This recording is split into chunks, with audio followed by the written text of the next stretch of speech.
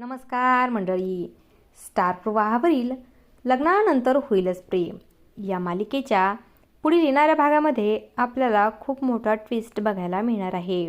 हळदीचा समारंभ सुरू असतो आणि पार्थ आणि जीवाला हळद देखील लागलेली असते आणि त्यांची उष्टी हळद आता मीरा ही घेऊन चाललेली असते नंदिनीसाठी आणि काव्यासाठी. तेवढ्यात तिचा तोल जातो आणि दोन्ही वाट्या एकमेकांमध्ये मिक्स होतात.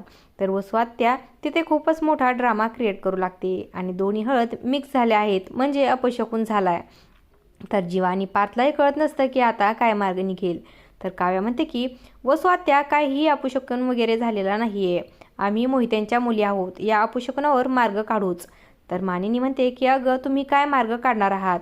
तेव्हा नंदिनी आणि काव्या दोघेही आपण आपल्या जागेवरनं उठतात आणि जीवा आणि पार्थपाशी जातात आणि दोघेही आपण आपल्या जोडीदारांच्या गालावरची हळद घेऊन स्वतःच्या गालावरती लावतात. आणि हे बघितल्यानंतर घरचे सर्वच जण खूप खुश होतात आणि रम्या आणि वसुंधराचा चेहरा मात्र खूपच पडतो.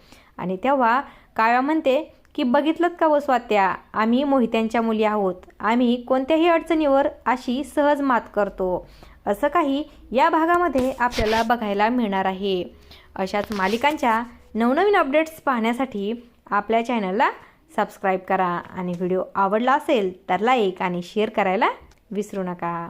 धन्यवाद.